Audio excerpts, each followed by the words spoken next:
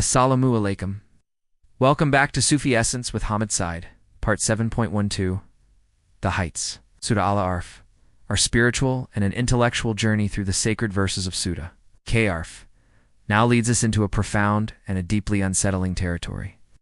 As we transition from the vibrant and a majestic depictions of paradise to a chilling and a sobering reflection on the consequences of spiritual negligence, the preceding verses unveiled the majestic splendor of divine reward, a powerful testament to the boundless mercy of Ar-Rahman and Ar-Rahim for those who live a life of sincere faith. We now turn the sacred page to witness the divine verdict on those who, in their profound spiritual heedlessness, chose to dismiss the very notion of a day of judgment and the divine signs that pointed to it. This section of the sacred scripture is not merely a description of the afterlife. It is a timeless and a resonant allegory that reveals the devastating reality of a life lived without spiritual accountability. This lecture will meticulously unravel the theological, the psychological, and the spiritual dimensions of these verses, serving as a comprehensive and an intellectual framework for a life lived in spiritual truth and an unwavering faith. We will analyze the intricate and an inseparable relationship between the divine promise and the sacrosanct gift of human free will, and how the conscious choices we make in this brief and a temporal life ultimately seal our eternal abode. The call for humility and the signs of divine power. The verses that form the sacred foundation of our initial discussion in this segment are as follows. Kanzul Iman, Core on the Heights, 756, and do not cause corruption on the earth after its reformation, and call upon him in fear and hope. Indeed, the mercy of Allah is near to the doers of good. This verse, Kanzul Iman, Quran, The Heights 756, resonates with an unequivocal and an unsettling power, serving as a direct and a chilling declaration of spiritual heedlessness. It states, "And do not cause corruption on the earth after its reformation, and call upon him in fear and hope. Indeed, the mercy of Allah is near to the doers of good." This utterance is a magnificent and a foundational principle of divine justice, revealing that the very existence of a straight path necessitates the presence of an opposing force, a test designed to separate the truly sincere from the spiritually heedless. The straight path here is a metaphor for the pure and unadulterated path of Tawhid, divine oneness and submission.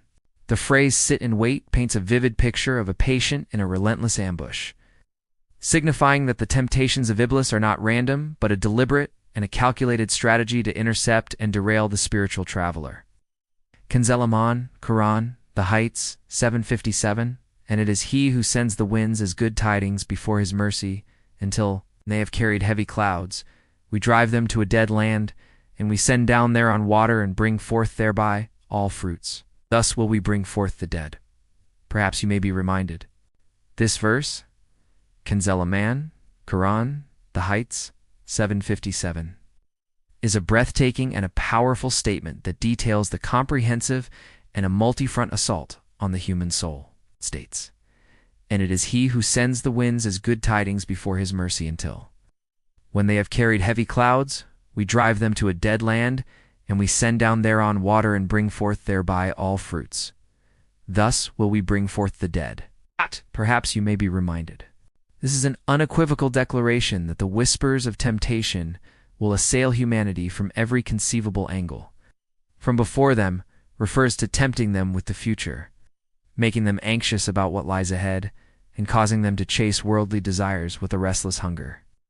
From behind them represents the seduction of their past, encouraging them to dwell on past mistakes or to indulge in the false sense of security derived from their lineage or worldly accomplishments.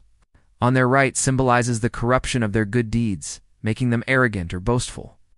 And on their left represents the direct temptation to commit sins and to indulge in base desires. The verse concludes with a heartbreakingly sober prediction, and you will not find most of them grateful. A direct challenge to the human spirit's capacity for unwavering thankfulness in the face of such relentless opposition. Kanzul Iman, Quran, The Heights 758, the good land, its vegetation emerges by permission of its Lord. But that which is bad, nothing comes forth from it except sparsely, with difficulty. Thus do we diversify the signs for a people who are grateful.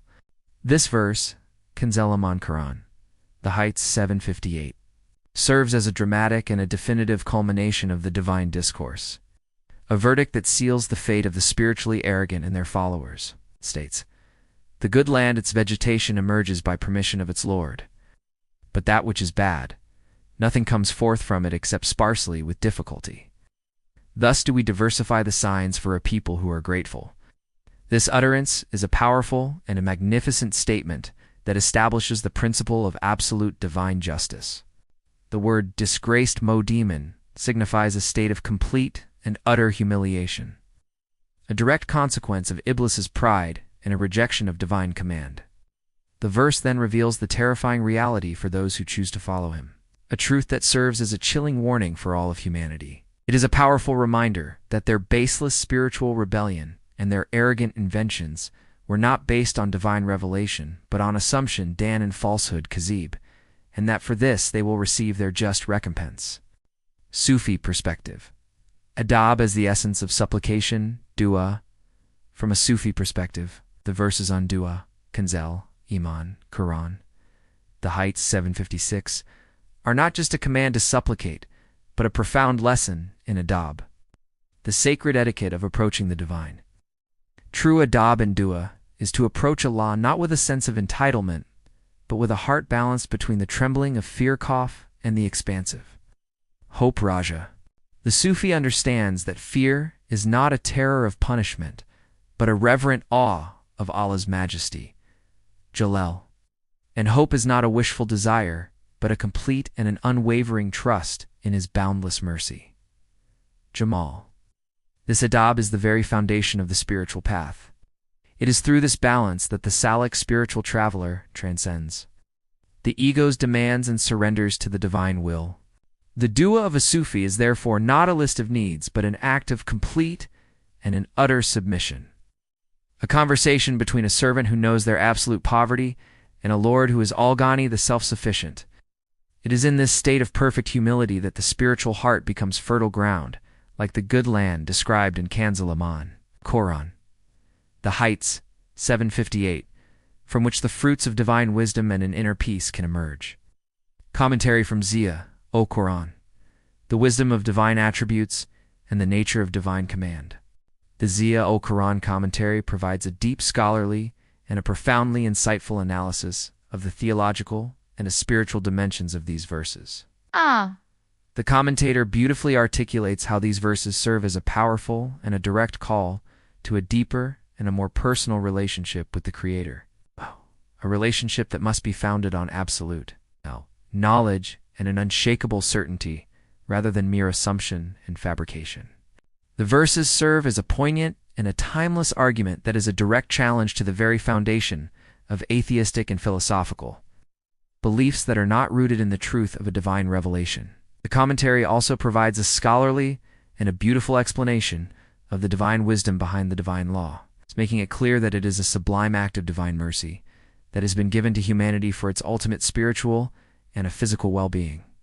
The beginning of a prophet's story, the message of Noah, peace be upon him. We now continue our intellectual and a spiritual journey through the magnificent verses of Surah Al-A'raf, examining the profound consequences of disbelief and the ultimate reward of a life of faith. Kanzul Iman Quran, the Heights 759. We had certainly sent Noah to his people, and he said, O my people, worship Allah. You have no deity other than him. Indeed, I fear for you the punishment of a tremendous day. This verse, Kanzul Iman Quran, the Heights 759, is a chilling statement on the nature of a spiritual and a physical injustice. It is a direct and a powerful commentary on the reality that a state of spiritual heedlessness and a transgression inevitably leads one to a state of spiritual and a physical loss. The verse states, he said, Get down, some of you to some others as enemies. And for you, on the earth is a lodging and enjoyment for a time. The prohibition of the tree was not an arbitrary denial, but a precise and a simple test of obedience, a singular boundary in a realm of infinite bounty. The verse then provides the profound and a spiritual reason for the command, lest you be among the wrongdoers. This is a sobering reminder that a person's spiritual state is a direct reflection of their inner intentions and their outward deeds, and that a single act of disobedience can cast a shadow upon the soul. Kanzul Iman, Quran, the heights 7-60, said the chiefs of his people. Indeed, we see you in obvious error. This verse, Kanzul Iman, Quran, the heights 7-60, serves as a masterful and a chilling account of the first temptation. It begins with the sinister and a subtle act of a whisper, the verse states. Then Satan whispered to them to make apparent to them that which was concealed from them, their private parts. The act of whispering waswasa is the very essence of temptation, a subtle and an insidious infiltration of the mind, planting seeds of doubt and desire. Satan's motive was to expose what was hidden, the private parts, thereby introducing the concepts of shame and nakedness into the human experience. His words, "Your Lord did not forbid you from this tree, except that you become angels or become of those who live forever," were a deceptive and a masterful psychological manipulation, exploiting the human desire for eternal life and a higher spiritual station. It was a lie veiled in the language of truth, a promise of a better state that could only be achieved through an act of disobedience, Hadith with reference. The guidance of Allah and the unwavering nature of his promise. The Prophet, peace be upon him, taught with profound wisdom on the themes of these verses, emphasizing the importance of belief in the unseen and the immense reward of seeking the company of the sincere. The Prophet, peace be upon him, taught, "The people of paradise will be the believers, and the people of hell will be the disbelievers." This hadith is found in Sahih al-Bukhari, hadith number 7476. This profound hadith directly relates to the verses on divine judgment. It provides a direct and a definitive answer to the question of a person's ultimate abode, confirming the divine truth that a person's spiritual state in this life determines their spiritual state in the hereafter. The Prophet, peace be upon him, also taught, "Every person will be held accountable for their deeds on the day of judgment." This hadith is found in Sahih al-Bukhari, hadith number 6535. This hadith, while not directly related to the verses, is a powerful and a timeless lesson that the best form of worship is not just in ritual, but in our character. It is a reminder that our actions are a manifestation of our inner state, and that the best form of spiritual worship is to embody the divine names and attributes in our character. The hadith also gives a subtle promise that this vision is reserved for the hereafter, a magnificent reward for the righteous. The theological implications, the inevitability of judgment, and the rejection of free will. The verses in this section are a direct and a powerful refutation of the philosophical position that denies the existence of a day of judgment. They serve as an unequivocal statement that this life is not an end in itself, but a brief and a fleeting test for a greater and a more profound reality. The verses also serve as a subtle refutation of the philosophical position that a person's actions are not a result of their free will. The verses state that a person's spiritual blindness is not a result of a divine injustice, but a profound act of a spiritual self-destruction. The verses also serve as a beautiful reminder that a person's sincere efforts, no matter how insignificant they may seem, are known to Allah, and it is their sincere efforts that will be the ultimate source of their spiritual success. Our comprehensive analysis of the verses of Surah Al-A'raf reveals a profound and an interconnected argument for the absolute oneness of Allah. The surah masterfully transitions from the ultimate futility of denying the hour to the ultimate absurdity of polytheism. It teaches us that this life is a brief and a fleeting test, and that true existence and a success lie in the hereafter. The verses beautifully illustrate the nature of spiritual blindness, which is a consequence of a willful denial, and they offer a profound lesson on the interconnectedness of all living things.